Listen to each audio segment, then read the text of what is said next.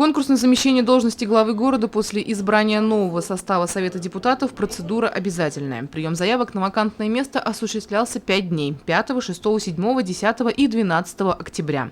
Документы поступили от 3 кандидатов – Гаяза Хасанова, Азамата Юлдашбаева и Халита Сулейманова. В том же составе они и были допущены на заседание экспертной комиссии Ассоциации Совета муниципальных образований, который состоялся на днях в Уфе. Это своего рода экзамен для кандидатов на пост руководителя города. По его итогам было принято решение о соответствии уровня их знаний согласно вакантной должности. Но накануне в конкурсную комиссию поступило заявление о снятии своей кандидатуры на пост главы от Азамата Юлдашбаева, за что члены комиссии проголосовали единогласно. Оставшиеся 2 кандидата продолжили борьбу за кресло руководителя города в установленном формате в виде собеседования, во время которого претенденты озвучили свою социально-экономическую программу развития Сибая. По итогам беседы обе кандидатуры были представлены на голосование Совету депутатов 4-го созыва. Кто за то, чтобы назначить Сулейманова Халита Хамзовича на должность главы администрации городского округа города Сибай, Республики Башкортостан по контракту? Прошу голосовать. Кто за? Против? Согласно данным выбранной счетной комиссии, все депутаты проголосовали за кандидатуру Халита Сулейманова единогласно. Таким образом, с ним и будет заключен контракт, обуславливающий все полномочия в занимаемой должности.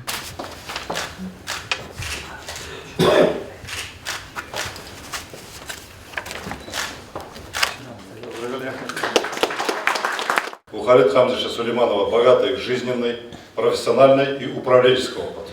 Он прекрасно знает проблемы города, видеть пути их решения, имеет и огромный потенциал. Разрешите мне, уважаемый Халит Хамзович, поздравить вас от имени главы республики нашей Башкортостана Рустама Закиевича Хамитова, от себя лично с назначением на ответственную должность главы администрации городского округа города Сибай. Рассчитываю, что вы приложите свой опыт, компетенцию для дальнейшего динамичного развития всех сторон жизни города на благо его жителей. Пожму руку. В свою очередь Халит Сулейманов выступил с ответным словом и поблагодарил своих соперников за достойную конкуренцию, а депутатов за оказанное доверие, чтобы и в дальнейшем реализовывать намеченные планы только в положительном ключе. На будущее что? Во-первых, для того, чтобы экономика исправно работала, чтобы город жил, городообразующее предприятие, комбинат должен обеспечить сырьем. Трудно в этом отношении, но совместно с комбинатом, руководством комбината работаем. Но у них есть учредители УГМК. С УГМК работает правительство и глава республики.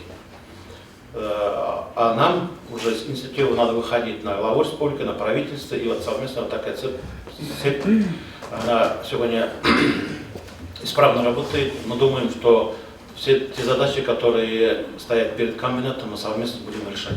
Следующее – создание новых рабочих мест. Сегодня такая необходимость есть, она всегда была. Развитие среднего и малого бизнеса, она у нас идет неплохо. Все желающие создать новое производство находят поддержку в лице администрации города и правительства, и это у нас получается. Помимо этого, в перспективе на ближайшие годы у вновь избранного руководителя города значится привлечение крупных инвесторов, плодотворная работа в рамках реализации среднесрочной комплексной программы развития Зауралья до 2020 года, а также формирование благоприятных условий для процветания социальной сферы. Елена Афанасьева, Радмир Сингулов, Любовь Карпова, телекомпания СТВ.